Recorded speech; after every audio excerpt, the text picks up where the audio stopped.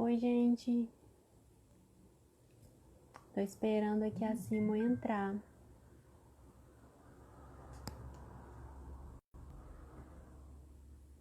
Olá, vocês estão escutando? Como é que tá aí? Tá tudo bem?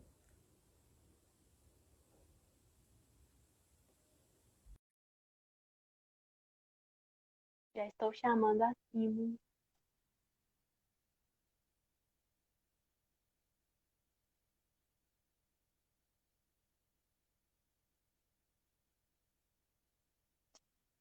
Tô aguardando aqui, eles já estão entrando.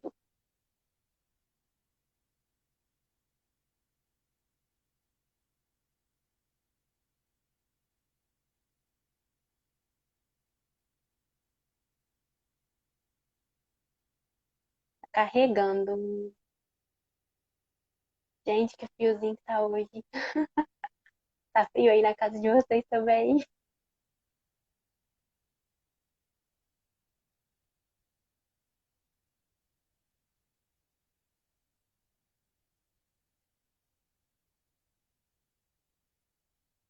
Tentar chamar eles de novo aqui. Acho que não foi.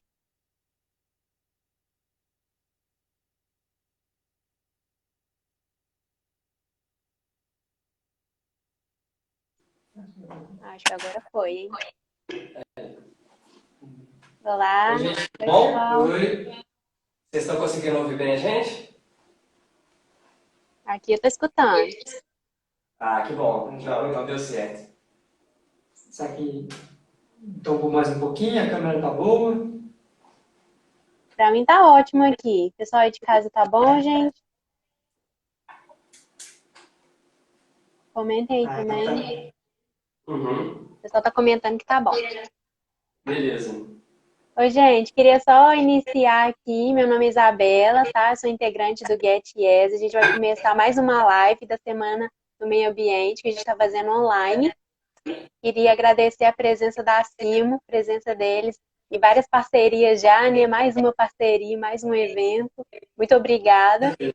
E eu vou dar, né, a palavra para vocês começarem a palestra de vocês, podem se apresentar, pode ficar à vontade. Eu vou ficar aqui mediando as perguntas para no finalzinho da palestra a gente direcionar mesmo as perguntas e vocês irem respondendo. Então é isso. Tá, joia. A gente deixa. O Vinícius está com o celular dele ali, ele entrou com o dele pessoal na conversa, porque ele vai conseguir ver as perguntas ali também. Então acho que Tá vai bom. facilitar, né? A gente está um pouco distante da câmera. Vou começar apresentando aí, né, para o pessoal que não conhece a gente ainda. Meu nome é Gustavo, o nome dele é Vinícius, meu sócio, né? Nós somos engenheiros ambientais formados na universidade. Então, somos dois egressos aí de 2010, né? A turma que a gente entrou. E a gente, assim que a gente formou, o Vinícius já trabalhava no ramo de consultoria, né? Eu formei um pouco depois dele, apesar da gente ter entrado junto. E quando a gente formou, a gente e mais o Lucas, que é um outro sócio da Simo que fica em Belo Horizonte hoje em dia, a gente decidiu meter as caras aí e abrir a nossa consultoria, né? Então, desde então, a gente abriu em 2017, em março de 2017, quando a gente abriu. Então, a gente fez aí, quase junto com esse início dessa pandemia, a gente fez 3 anos de empresa, né? E estamos aí no mercado de Juiz de Fora, Juiz de Fora e região, né? Pegando algumas cidades aqui do sul fluminense, da zona da Mata Mineira e também alguma coisa em Belo Horizonte, lá onde o Lucas vai trabalhar. Então, passar a palavra para o Vinícius se apresentar também. Bom, o Gustavo já me apresentou, né? Então, assim, sou ex-aluno da UFJF. É sempre um prazer quando a gente pode fazer uma parceria com o Get, com o Aporte, participar de eventos na UFJF. É sempre muito bom poder retornar à nossa casa, né? Recentemente eu até reingressei na UF, comecei o mestrado aí na parte de ambiental, que abriu o processo seletivo esse ano, Então, estou de volta aí como estudante também. Acho que o Gustavo já falou bem aí da empresa, um pouquinho da nossa história. Então, acho que a gente pode começar falando um pouquinho agora dos desafios que a gente enfrentou. Então, acho que o primeiro desafio é, logo que a gente sai da faculdade, o que fazer, né? A gente formou numa época em que o mercado estava em baixa, tanto que várias pessoas que formaram na nossa época acabaram indo para o mestrado, muito em função também da falta de oportunidade. Eu consegui me manter no emprego que eu estava, né? Era estagiário, acabei sendo contratado, e algumas pessoas ficaram aí sem muitas opções. E diante disso a gente acabou resolvendo abrir a empresa. E acho que um dos maiores desafios que a gente teve no início é que a gente sai tanto da escola quanto da faculdade sem uma formação para o lado empreendedor. Então, a gente não sabia, assim, de praticamente nada, coisas básicas de como funciona a abertura de uma empresa, até coisas rotineiras, por exemplo, a emissão de nota fiscal. É uma empresa pequena, então a gente que tem que fazer a parte administrativa, a parte financeira, e infelizmente a gente não tem uma formação muito nesse sentido na faculdade, né? Então o primeiro desafio foi estudar e se capacitar para conseguir gerir a empresa. O Gustavo ele começou a fazer um MBA de gestão empresarial na FGV na época. Um pouquinho depois eu comecei também. E foi um curso que deu uma visão muito boa para a gente dessa parte gerencial. Para a gente conseguir atuar nessas questões aí desde o marketing até o financeiro. São muitos detalhes que a gente precisa controlar, né? Então foi o primeiro desafio assim, para a gente ingressar no mercado. O segundo desafio é a gente começar a construir mesmo uma rede, né, de contatos, a ter esse networking, a ser reconhecido, porque um dos grandes problemas que a gente tinha é que a gente chegava no cliente e ele já olhava pra gente, esses moleques, cara de novinho aí, acabaram de formar, será que eles sabem alguma coisa? Será que eles entendem? Não tem experiência? Então essa desconfiança ela existe bastante, né? Então a gente procurava sempre estudar bastante, estar por dentro da legislação, estudar o caso antes de conversar com o cliente, para a gente conseguir passar confiança. A gente já, através aí das pesquisas de satisfações, a gente conseguiu ficar que um dos grandes diferenciais é você prestar um bom atendimento para o cliente, passar confiança, dar a atenção que ele precisa. Então, foi uma parte muito importante para a gente começar a abrir o nosso caminho ali no mercado de trabalho, né? Aí depois tem alguns assuntos aqui, eu acho que duas grandes dificuldades que a gente pode comentar é como lidar com o cliente e como lidar com os órgãos ambientais. Que quem for aí para a área de consultoria e projetos, que for mexer, por exemplo, com licenciamento ambiental, processo de intervenção em EPP, vai lidar diretamente com o órgão ambiental. Antes de entrar nesses outros assuntos, ver se o Gustavo teria alguma coisa para complementar. O Vinícius comentou de alguns pontos, eu vou até anotando aqui e conforme a gente vai conversando, a gente vai lembrando, né? O que ele falou faz muito sentido, questão de empreendedorismo, né? De gestão empresarial mesmo, a gente sai na verdade, muito cru da universidade, e aqui em Juiz de Fora, a gente estava até conversando hoje, né? Aqui em Juiz de Fora o mercado, Juiz de Fora não é ainda, né? Tomara que volte a ser, como já foi um dia, né? Uma potência em grandes indústrias, né? Então, qual que é o segmento de mercado que existe em Juiz de Fora? Até isso a gente não pensa na época de faculdade, né? Como empreender, qual área que você vai ingressar, qual área você vai atuar, sabe? Se você vai pegar de tudo, né? Você vai ser um generalista, você vai ser um especialista em algum segmento. coisas que a gente não pensa, né? Na nossa universidade, a nossa faculdade, apesar dela ser ótima, né? Adorei o curso, adorei a faculdade, os professores, ela é muito generalista, né? A gente sai muito generalista da faculdade. E realmente a gente tem um pouco dessa dificuldade de falta de experiência, né? Até mesmo um pouco de falta de segurança para fazer os projetos, né? Apesar da gente saber que a gente sabe, né? A gente tem que provar para a gente mesmo que a gente sabe. E aí uma coisa que a universidade traz, ela te ensina, realmente isso é muito generalista, mas a universidade é ótima para te ensinar aonde procurar quando você precisar. Então isso aí a universidade, pode ter certeza que vocês vão sair com essa noção, né? Outra coisa que eu anotei foi em relação ao CREA. Eu acho que a gente tem um pouquíssimo contato na universidade em relação ao CREA, que a maioria de nós saímos da universidade sem nem saber emitir uma RT, né? Eu acho que a gente não tem nem noção na universidade o que é uma RT e qual que é a responsabilidade que gera, né? Ao emitir uma RT, você sabe que é uma anotação de responsabilidade técnica. Então, a palavra responsabilidade aí eu acho muito chave, que a gente vê que muitos consultores da área aí acabam pecando um pouco para isso, né?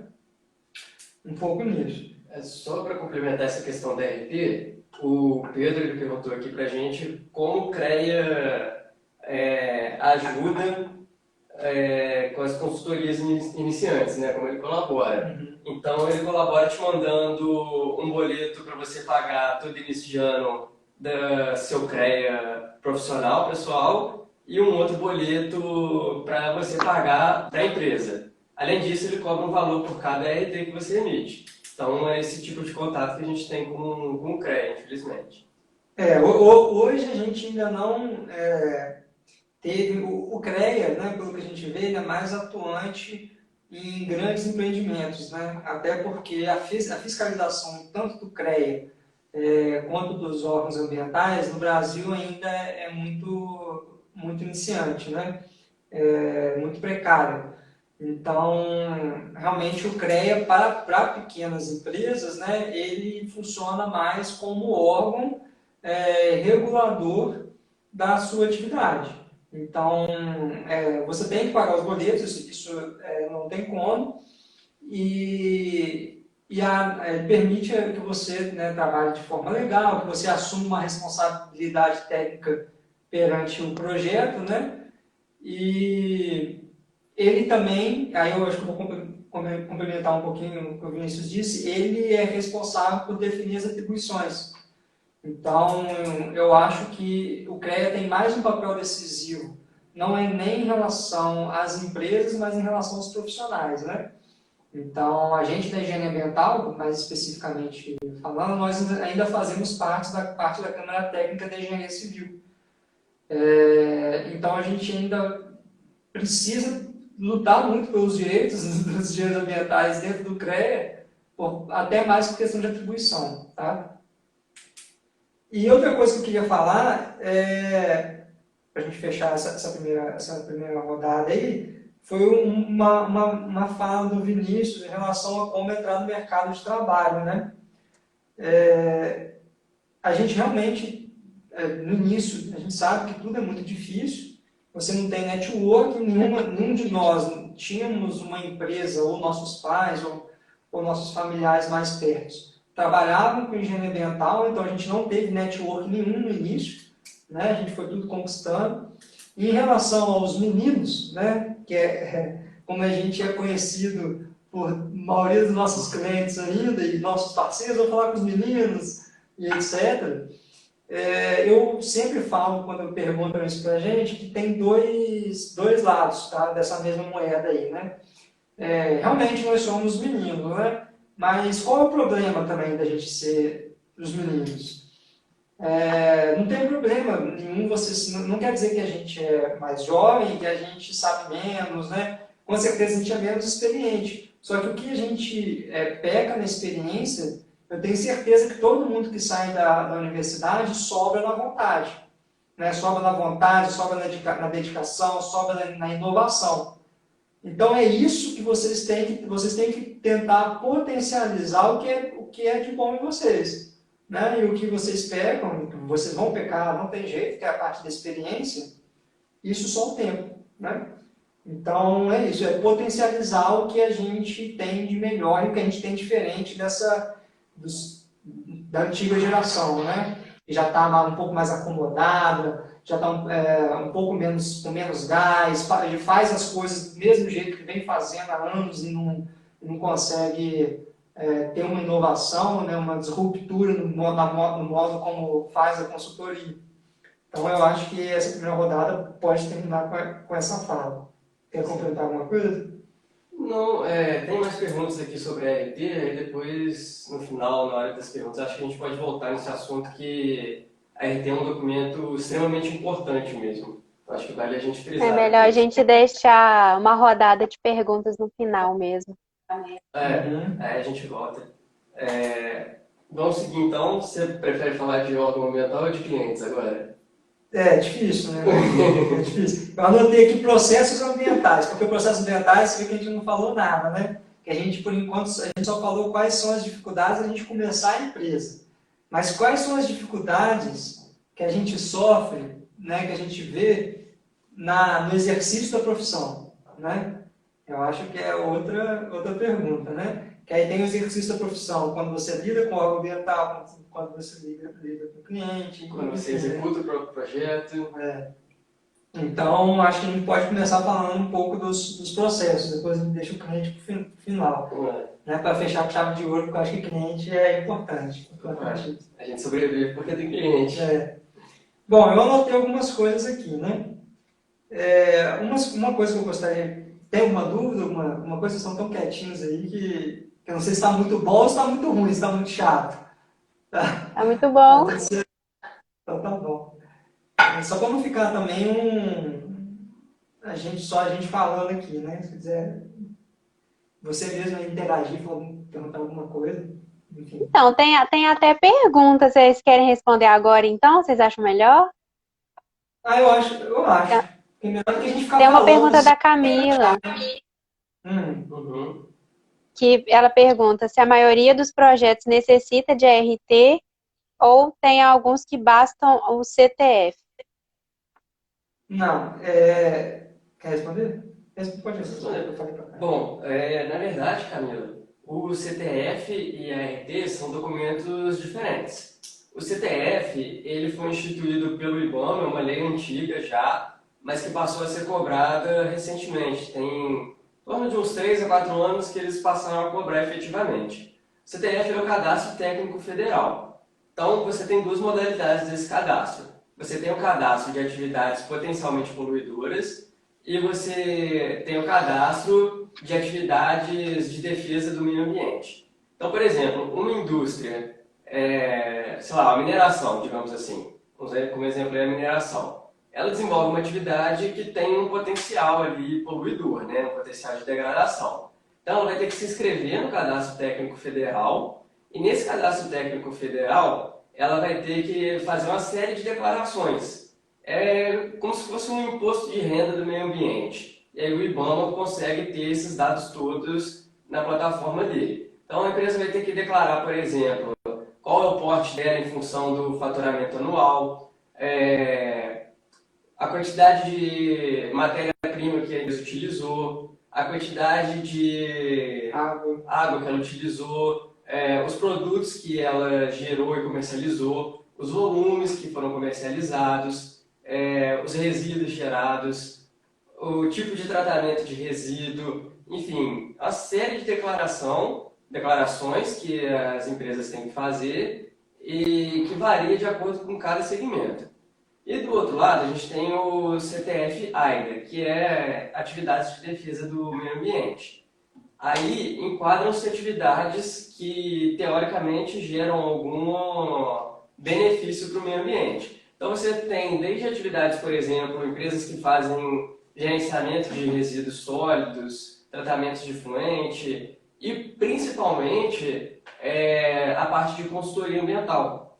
Então, nós, consultores, somos obrigados a se inscrever no CTF-AIDA, do IBAMA.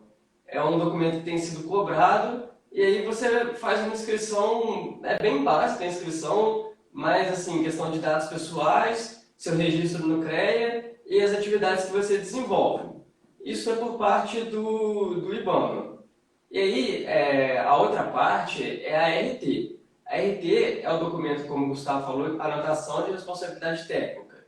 É um documento que você emite pelo site do CREA, e esse documento você vai emitir para cada projeto.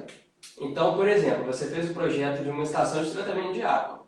Você vai emitir uma RT, e nessa RT vai constar os seus dados, os dados do seu cliente, o valor daquela obra, o valor daquele projeto que você executou e o que foi executado naquele projeto. Então você vai descrever lá, por exemplo, projeto básico de uma estação de tratamento de água com uma vazão de 1 metro cúbico por segundo. E isso daí comprova que você fez aquele projeto, que aquele projeto foi executado por um profissional competente e você é o responsável sobre ele. Então, se daqui a um tempo o projeto apresentar algum problema, que tenha sido na fase de planejamento e projeto, você é o responsável direto por aquilo ali. Por exemplo, licenciamento ambiental. Você vai fazer um processo de licenciamento ambiental. Você vai emitir uma RT para aquele processo. Aí você vai descrever tudo que está sendo feito. Então você vai ter elaboração de mapa, elaboração de alguns estudos que dependem de cada licenciamento, informações complementares que você tem que prestar para o órgão, enfim. Você vai ser responsável pelo processo inteiro. Aí você colocou uma informação falsa lá, uma informação incorreta. Você é responsável e vai ter que responder perante o órgão ambiental como uma infração. Então, você pode ser autuado, multado, vai ter que fazer a defesa da autuação. Só para vocês terem uma ideia de como é importante essa ART, né? Das consequências que tem você se vincular ao empreendimento, você assinar pelo empreendimento, assinar um projeto, enfim, você tem que ter muito cuidado com o que você assina. Uma outra parte das ARTs é que elas conseguem formar um acervo dos trabalhos que você já desenvolveu. Então, quando você vai principalmente para a parte de licitação, muitas licitações, principalmente as maiores, elas exigem que você comprove uma experiência mínima naquele tipo de projeto. Ninguém vai pegar uma obra, digamos, de saneamento, fazer a infraestrutura de saneamento de uma cidade contando rede coletora e estação. Ninguém vai colocar uma obra que vai custar milhões e milhões de reais na mão de qualquer um. Então, como segurança, eles pedem que tenha uma equipe, que a equipe tenha tanto tempo de atuação no mercado, etc. E você consegue comprovar isso através dessas ARTs e da CAT, que é o Certificado de Atestado Técnico. Aí o cliente emite para você. Mas então a ART ela tem um sentido diferente do CTF. Acho que você perguntou se todos os projetos precisam da ART também, né? Teoricamente sim. Tem alguns projetos, às vezes o seu cliente que é um projeto pequeno, que para ele a ART não vai fazer diferença nenhuma. Então não teria obrigatoriedade de emissão. Mas no geral todos precisam. Quando vai para análise em algum órgão também, eles sempre pedem a ART, então é interessante fazer a emissão dela, até para você ir arquivando esses projetos que você já participou, né? Tá respondido? Eu vou só fazer resumir o que o Vinícius falou, que eu acho interessante para fixar na cabeça de vocês. O CPF e a ART, eles são documentos diferentes e não são correlacionados. Então, você pode ter o CTF, se tem que ter o CTF como consultoria, e pode emitir um não RT, em regra geral emite RT. Mas alguns projetos muito pequenos, pode ser que você faça sem apresentação de RT, e aí nem precisa apresentar CTF também, na grande maioria dos casos. Mais alguma pergunta ou podemos continuar aqui? Acho que a gente pode continuar, depois a gente faz mais perguntas. Então tá. Então, eu vou falar um pouquinho sobre processos ambientais, pessoal, ainda relacionado à parte de consultoria, né? Eu acho interessante a gente conversar aqui,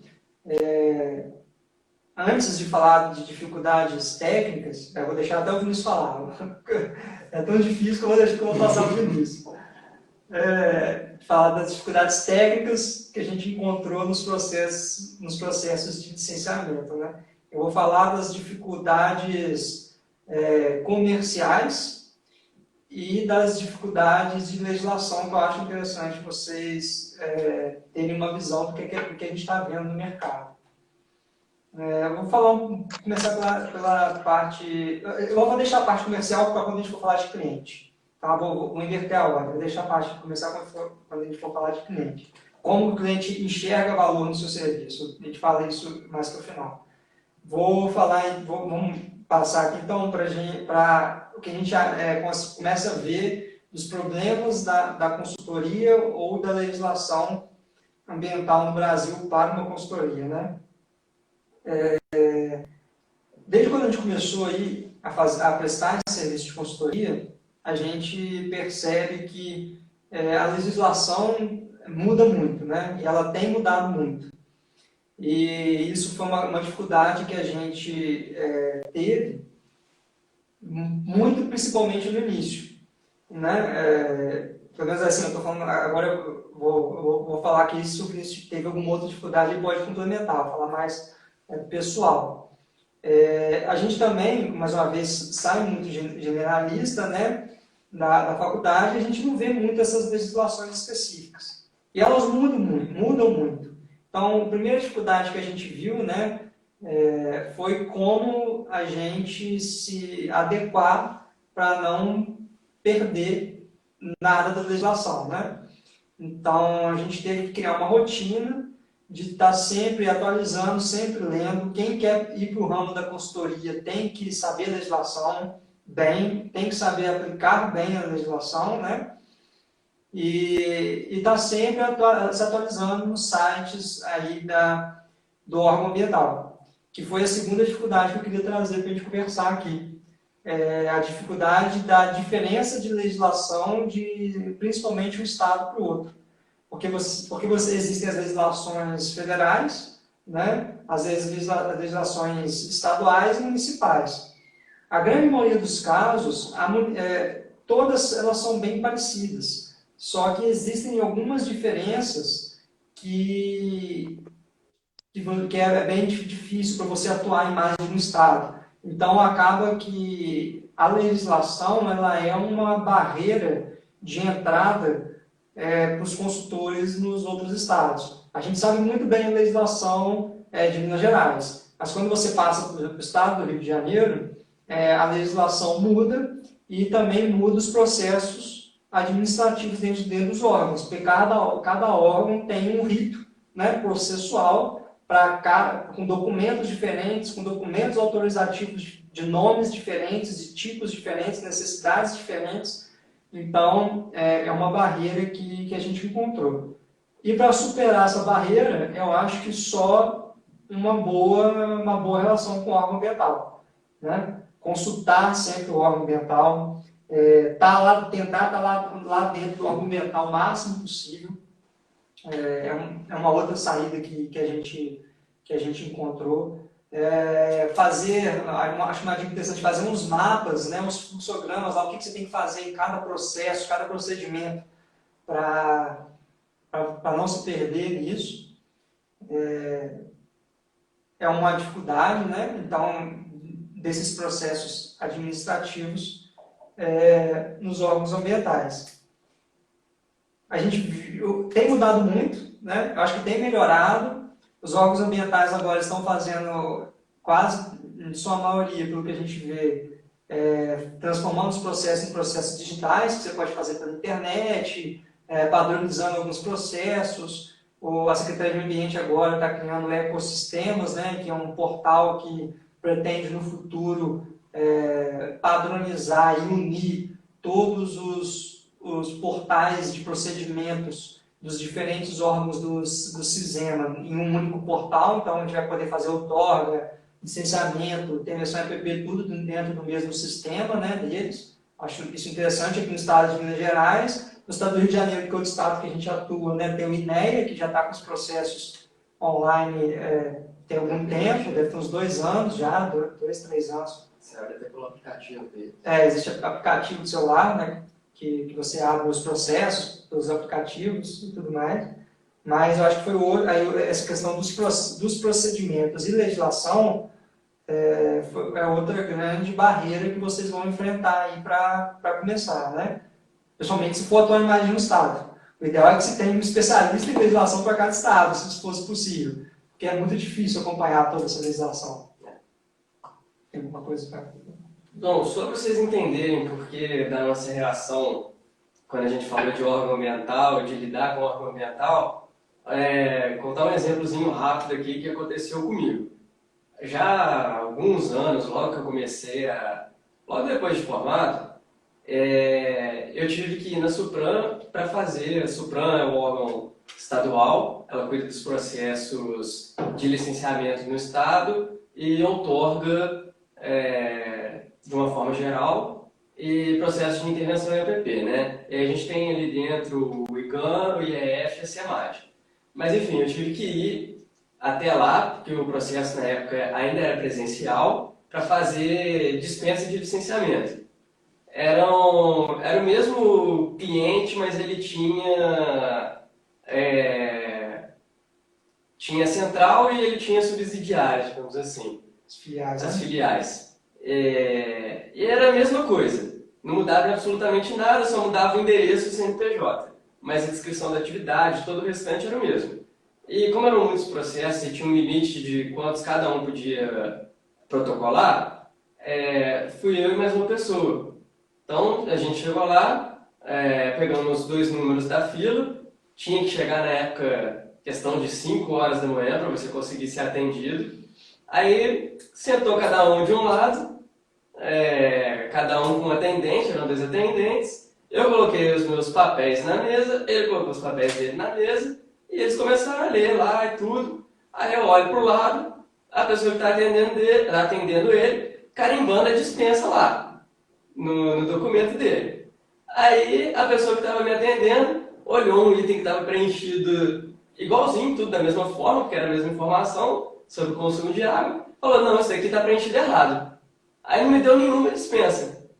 Aí eu peguei os papéis, levantei e joguei na mesa do lado, embaixo dos outros que faltavam analisar. Ele terminou de analisar o que ele estava analisando, pegou os meus e carimbou a dispensa. Então, só para vocês terem uma ideia de como é difícil você lidar com essa diferença dentro do próprio órgão. Você não tem uma uniformidade.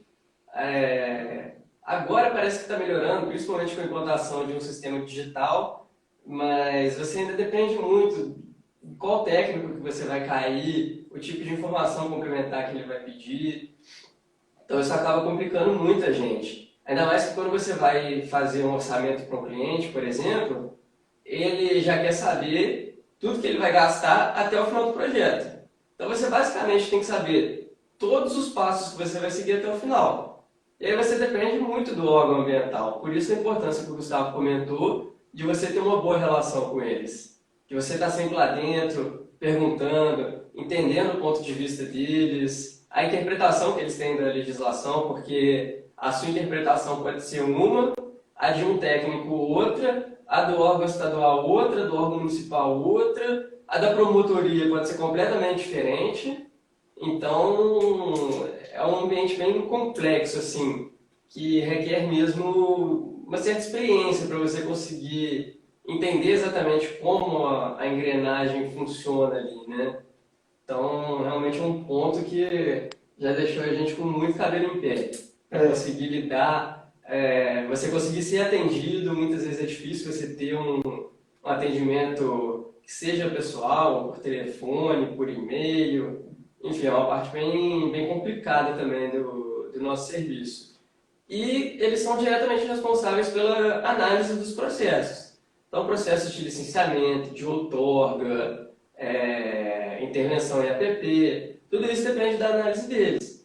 E, infelizmente, o ritmo de trabalho dos órgãos, por diversos motivos, ele acaba não acompanhando o ritmo do empreendedor.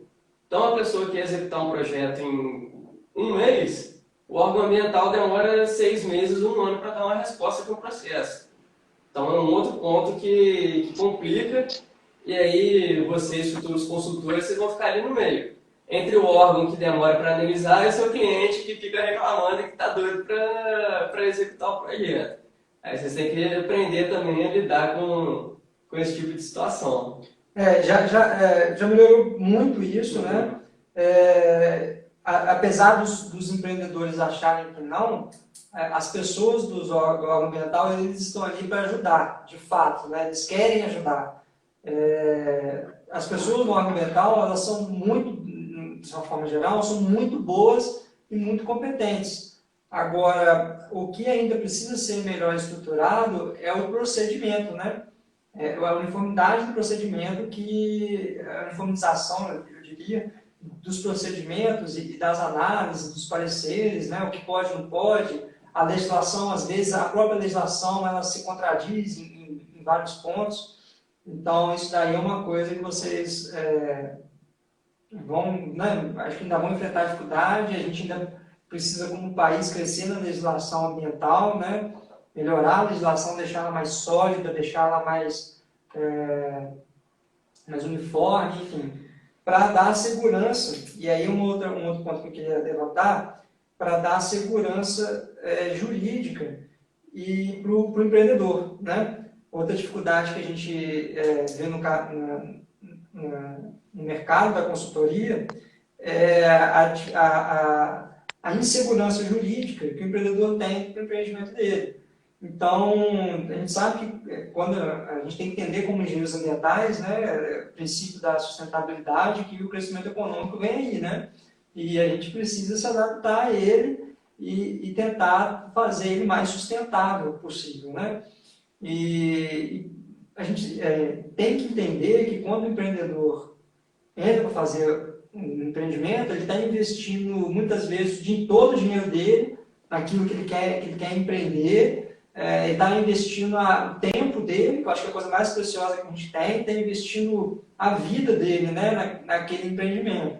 Então, muitas vezes, você pode, o empreendedor investe, só que sem ter a certeza de que ele vai conseguir se regularizar, né? Então, a gente tem que saber lidar com isso e tentar, de alguma forma, ajudar os empreendedores e tentar fazer essa parceria entre empreendedor e órgão ambiental.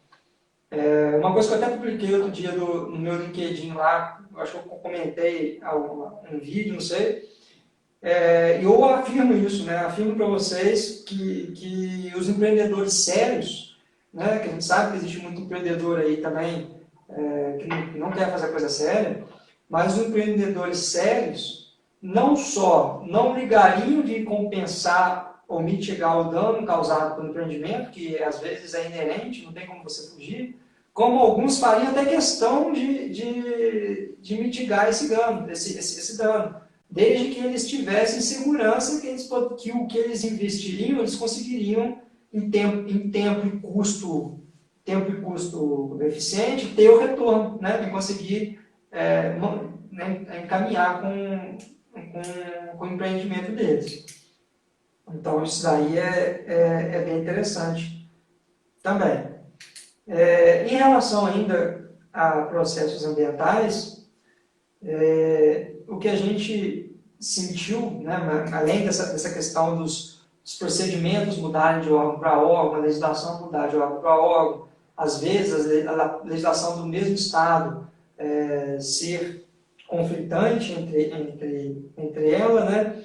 é a não a incerteza, na hora que você já chegou a comentar isso aqui, da precificação, né, do trabalho, de como você vai lidar, né, com o cliente e com esses procedimentos.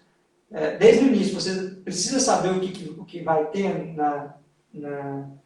naquele projeto, né? Como é que você faz isso? Como é que alguma coisa muda, né? O procedimento muda no meio a regra do jogo muda no meio do negócio. Como é que você vai lidar com essa situação, né? Então, eu acho que foi outro ponto aí que a gente que demora. Acho que só a experiência mesmo que vai, né? Você vai conseguir entender, né? Como isso funciona. Vamos ver se tem alguma pergunta que a gente falou bastante. Só para fechar essa questão de órgão ambiental, que eu acho que depois a gente vai, enfim, para pergunta, para cliente, o Gustavo tocou num ponto aqui de empreendedores que nem sempre querem fazer a coisa certa, a gente falou também sobre a competência dos órgãos e tudo mais. Então, um recado muito importante para vocês que vão ingressar no mercado de trabalho. Não tentem, de forma alguma, enganar, ludibriar ou mentir para o órgão ambiental. As pessoas que estão lá dentro não são trouxas, são pessoas experientes que veem gente tentando passar a perna o tempo inteiro. E vocês, eventualmente, vão se deparar com o cliente de vocês que, durante o processo, ele vai querer que você omita uma informação, que você altere um dado para beneficiar ele, para facilitar o projeto dele, vai querer fazer de um jeitinho para ser mais fácil. Não entrem nesse caminho. As pessoas do órgão estão acostumadas com isso, vocês uma hora vão ser pegos, e aí vem autuação, processo, pagar a multa, enfim, é uma responsabilidade muito grande. Só vocês sabem o tanto que vocês estão lutando aí na faculdade para conquistar o crédito de vocês, que é o que vai permitir a atuação no mercado de trabalho. Então, valorizem isso. Sejam profissionais corretos, profissionais sérios, mantenham o nível de trabalho sempre com alta qualidade, e isso é bom para os consultores e engenheiros ambientais de uma forma geral, né? Para a gente conseguir esse respeito também do mercado de trabalho. E para o meio ambiente, né? E para o meio ambiente. Acho que é o principal que a gente tenta, enfim, proteger, né? Que a gente tenta desenvolver. Acho que é um recado importante para a gente deixar para o pessoal também. Vê se tem alguma pergunta aí que a gente falou bastante, não sei se teve mais alguma coisa que passou batido. Tem algumas perguntas aqui. O Pedro perguntou... Pode falar? O Pedro perguntou aqui se vocês acham que compensa mais ser especialista ou generalista. Uhum. Então, isso é uma pergunta muito boa, né, de se fazer. Vou tentar responder do jeito que eu penso, que é o seguinte: hoje em dia, cada vez mais no mercado de trabalho, você tem que saber lidar com diversas situações, né? Estava até conversando com um primo meu esse final de semana sobre as competências do profissional do futuro, né? Porque a parte técnica, ela é essencial, né? É claro, você tem que ser muito bom na parte técnica. Agora, o profissional do futuro não vai conseguir destacar em momento algum se ele não trabalhar inteligência emocional, espiritualidade, trabalho em equipe, né? Então, nesse sentido, eu acho que em gestão de projetos, né? Então, nesse sentido, eu acho que você é bom ser generalista, né? Agora, você tem que ser generalista de formação, eu acho, e especialista de atuação. Tecnicamente, eu acredito que quanto mais especialista você for no assunto, melhor vai sair os seus projetos. Mas, hoje em dia, não é quando eu falei que a gente sai muito generalista, não é necessariamente uma coisa ruim, tá? Ser generalista. Você tem que ter uma noção de como o todo funciona. É aquela história do holístico e do sistemático, né? Você tem que ser generalista para você ser holístico. Então, você conseguir ter uma visão holística do processo. Então, você não pode só saber de estação de tratamento de esgoto, sendo que você não sabe, por exemplo, de um gerenciamento de resíduos sólidos, porque uma coisa pode estar diretamente relacionada à outra. Então, você tem que ter uma visão holística de forma generalista e uma visão sistemática de formas de especialista, né? Como que o seu ofício vai funcionar. Então, é a minha opinião sobre o assunto, né? Quer falar alguma coisa? Não, acho que você falou muito bem. Só complementando, assim, com relação às qualidades do profissional do futuro, as competências, acrescentaria a proatividade, que vem se tornando cada vez mais importante. E a gente vê as empresas, e lendo livros também relacionados a essa parte de RH, as empresas buscam um profissional que, mais do que a capacitação técnica, tenha essas outras habilidades, tenha inteligência emocional, saiba trabalhar em grupo, um profissional que esteja alinhado com os valores da empresa. Então, elas têm dado importância a esses fatores. A parte técnica, você consegue passar para a pessoa, você consegue ensinar para ela no dia a dia, ou ela vai fazer cursos pós, MBAs, mestrados, para se especializar na parte técnica. Agora, o restante que a gente comentou aqui, tem coisa que é um pouco mais difícil você ensinar. Tem muito que vai da personalidade da pessoa. E isso nas seleções aí de trabalho tem sido valorizados cada vez mais. Respondi então? Uhum. Tem mais perguntas aqui. Fala mais uma aí que depois a gente fala mais um pouquinho e depois passa a pergunta de novo. Beleza. É uma pergunta da Rosângela perguntando assim, qual o critério da exigência do CTF?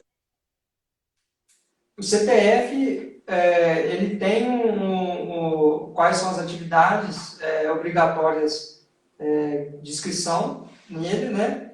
Então, é CTF, né, mesmo, né? O CTF tem as atividades lá, tem listado todas as atividades que têm obrigatoriedade do CTF no site do IBAMA, e hoje em dia está sendo cobrado em basicamente todo o processo.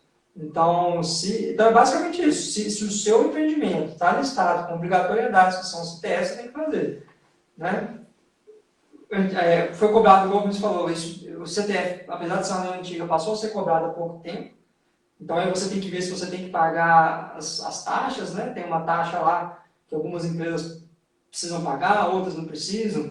Tem um relatório, que é o RAP, né? Relatório de atividades potencialmente poluidoras, que algumas precisam fazer para emitir o certificado de regularidade do CTF, tem outras que não. Então, isso tem lista, quais os tipos de empreendimentos precisam do CTF, tem na listagem no site do IBAMA. Depois, se ela quiser, ela entra em contato com a gente até manda lá as listagens, o link. Mas é só procurar, vai no site do IBAMA, CTF, até se não me engano, não sei se você chama editais ou fichas. Tem um nome para eles. Tem um nome que é, agora me fugiu o nome aqui, não sei se é edital ou ficha das empresas, mas tá lá. Listagem, você pode procurar por tipo de atividade, por segmento da indústria, por tipo de atividade, por KNAI, né, que é o número do cadastro da atividade da empresa.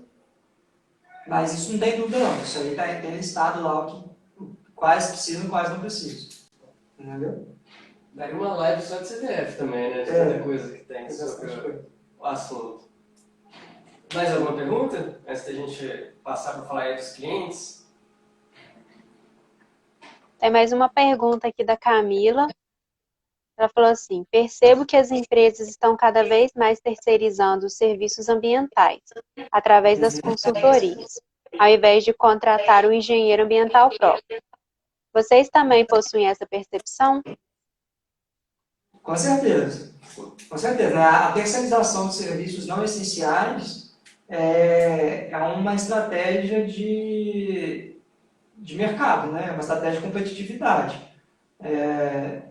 Se você não for uma empresa muito grande, não faz sentido.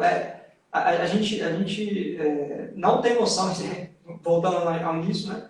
A gente não tem noção de quanto custoso, acho que a palavra não é boa, quanto custoso é para uma empresa ter um funcionário. Né? Às vezes o salário do funcionário é 2.000 e a empresa vai pagar no todo 6.000 reais por mês para ter aquele funcionário. Então, a não ser que seja uma empresa muito grande, que tem uma demanda muito constante, eles vão terceirizar, né? Isso é fato. E mesmo empresas muito grandes, às vezes terceirizam. Por exemplo, a gente já fez serviço para a Petrobras aqui em Juiz de Fora, que é uma empresa gigantesca, mas que também não tem uma estrutura dentro dela que consiga atender todas as atividades que ela possui. Uma outra coisa que eu acho que influencia muito nessa terceirização da parte ambiental é que vocês vão ver que é um ramo extremamente multidisciplinar. Então, quando você vai atuar em algum projeto, você uma hora vai precisar de um topógrafo para fazer um levantamento, uma hora você precisa aí de um biólogo, um engenheiro florestal, se você for fazer outorga de poço, você vai precisar de um engenheiro de minas, enfim, são vários profissionais que acabam se complementando para fazer um processo. Licenciamento maior, de um porte maior, você começa a entrar também na parte de estudo do impacto social, então você vai buscar alguém lá do meio da sociologia, assistência social, enfim. É uma gama de profissionais que você precisa para fazer um processo. Então, é outra dificuldade da empresa, como é que ela manteria um corpo técnico tão diversificado para atender ela? Seria muito caro. Então, ela acaba preferindo terceirizar realmente. É um caminho que a gente tem visto mesmo. Beleza? Bom, então a gente tem tempo ainda? Como é que está o nosso tempo? Até perguntei por isso aqui, mas eu não... Faltam cerca de 8 minutinhos aqui. Se vocês não se importarem, se caso sobrar um pouquinho de perguntas, a gente pode finalizar essa live quando der 1 hora e iniciar uma outra para terminar as perguntas também, se vocês tiverem disponibilidade. Beleza. Então, vou só terminar aqui agora uma outra, acho que uma última, né, para finalizar, dificuldade, que a gente, dentre as muitas dificuldades que a gente teve, mas que a gente está tentando superar, né, que é o cliente perceber valor na consultoria, né. Aí eu vou falar muito rapidamente mesmo. Primeiro ponto, infelizmente, os ganhos e os impactos, de forma, na maioria das vezes, de você ser sustentável, ele é a médio prazo, né? Médio e longo prazo. A não ser que seja um dano muito agudo, né, que você vai sentir agora, a empresa vai falar, não é o core business da minha empresa, né? É uma atividade acessória, né? O que isso vai me trazer de vantagem? Né? A curto prazo, às vezes, os empreendedores têm dificuldade de enxergar isso. E realmente, às vezes, não vai ter o retorno, não é a curto prazo, é a médio prazo. Por exemplo, eu vou implementar um sistema mais sustentável que vai me economizar minha água, que ainda vai economizar na minha conta e vai me trazer, daqui a 2 anos, vai me retornar aí um dinheiro, por exemplo. Estou falando aqui um exemplo. Né? Um outro exemplo que eles têm dificuldade de perceber os impactos positivos e também os impactos negativos. Que às vezes não é como o rompimento de uma barragem, que é aquele impacto no empreendimento agudo, né, na hora. O impacto ambiental, às vezes, ele é crônico, né, não é agudo. Então, essa é a primeira dificuldade. Você tem que educar, essa é a palavra, você tem que educar o seu cliente antes de você fazer a venda, né, para ele ter a percepção da sua importância. O segundo item que a gente sentiu muita dificuldade, que vocês têm que pensar um modo de vencer essa dificuldade. O nosso serviço, ele é muito abstrato, na grande maioria do tempo, porque a gente vai, faz uma visita técnica e tal, faz os levantamentos que tem que fazer, volta para o escritório, e aí tem muito trabalho de escritório. A gente está lá se matando no escritório, fazendo aqueles projetos super complexos, Só que o cliente não vê a gente fazendo esses projetos super complexos, porque a maioria deles é enviado para o órgão ambiental. Então, durante o processo, o cliente não vê valor no seu... Pode, alguns, né? Eu não estou falando de todos. Não vê valor no que você está entregando. Só vê valor quando ele consegue ter acesso à licença dele, né? Quando a licença sai no papel. Mas e quando? Mas a licença não é garantida, né? Eu estava falando aqui da segurança jurídica. A licença não é garantida. Então, como que o cliente vai enxergar valor no seu serviço se, por exemplo, depois de você ter feito todo o esforço que podia, você se matou, você doou todo para o projeto e o órgão ambiental não permitiu a licença, não emitiu a licença, né? Às vezes não era possível. Então, como que você vai enxergar esse serviço em algo que não é tangível, né? Não é palpável?